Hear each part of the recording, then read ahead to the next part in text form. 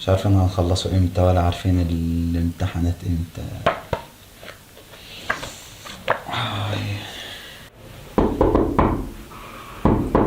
مين؟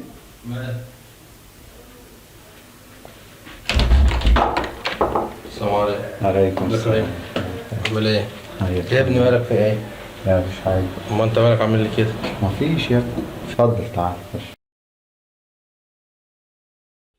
ايه هاي اخبارك ايه وعامل ايه؟ الحمد لله. الدنيا معاك عامله ايه؟ تمام يا ابني. مالك زعلان في ايه؟ مفيش والله، الهم الامتحانات. ما لخصتش اي حاجه خالص ولا ايه؟ ما هو عشان لسه ما كانتش المقررات نزلت، فمش عارفين نعمل ايه. ما اعرفش طريقه الامتحانات هتيجي ازاي، الدنيا فيها ايه؟ اهو جبت المذكرة بتاع الامتحانات القديمة. ما تقلقش، ربنا يستر من عنده. ان شاء الله. ربنا إن انت شاء اهم الله. حاجه خد بالك من نفسك وربنا يوفقك. مش عارف ياخد باله من ايه، الامتحانات ولا من الفيروس اللي جاي اليومين دول. كل شوية كل يوم أعداد تزيد. كحولك في ايدك زي ما بيقولوا، وكمامتك معاك وربنا يسترها معاك. ما كلمتش الواد اسلام؟ لا. طب استنى انا هرن عليك. رن عليه يعني. يا اسلام، انت عامل ايه؟ انت فينك كده؟ انا عند ابراهيم اهو. طب ما تيجي شويه، احنا قاعدين اهو عندهم برتقال وسفنده والدنيا حلوه. وهات البلاي ستيشن معاك نلعب بلاي ستيشن واحنا قاعدين، بس ما تاخرش. سلام. شوف يا ابراهيم، هتلاقي اسلام جه يفتح. يا ريت يا اخوي. ايوه يا عم ساعة افضل اخبط على الباب. معلش. عامل ايه يا صاحبي؟ وحشني والله. حبيبي يا اخوي. وحشني يا عبود، عامل ايه؟ مالك يا اسطى؟ لا مفيش والله. الامتحانات الله يستر. عادي يعني، كل سنة ايه الجديد؟ ايه؟ في اكل؟ لا روح. خش تعال.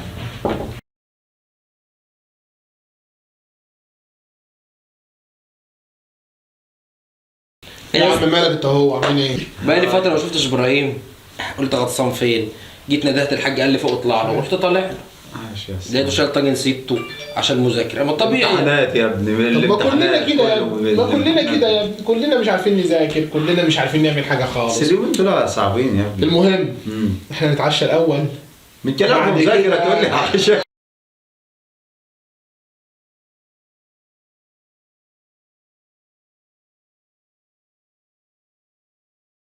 احنا لازم نتعشى الاول، وبعد كده كل حاجة سهلة بسيط. ايه رأيك يا عم عبده؟ اهم حاجه ناكل، بعد كده الدنيا تمشي.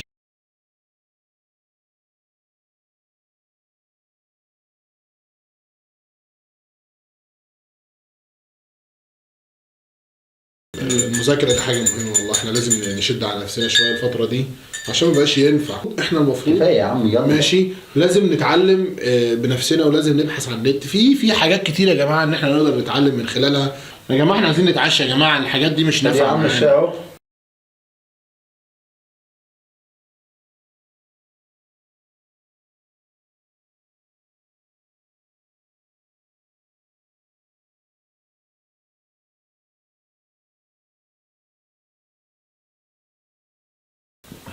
في حاجة مهمة لازم تعرف قول يا عشان اسطى. نكون متفقين. المذاكرة الأيام دي محتاجة جهد كبير. ليه بقى؟ لأن أنت في وقت محدش هيلقى لك معلومة. كل المعلومات اللي هتقدر تاخدها بنفسك. صح. ولازم تتعلم ازاي تعرف تاخدها بنفسك. لازم تعرف ازاي تبحث عن المعلومة وتعرف تجيب المعلومة. في فرق بين انك بتبحث وانت راضي عن البحث، وفي فرق بين انك بتبحث وانت مش مبسوط.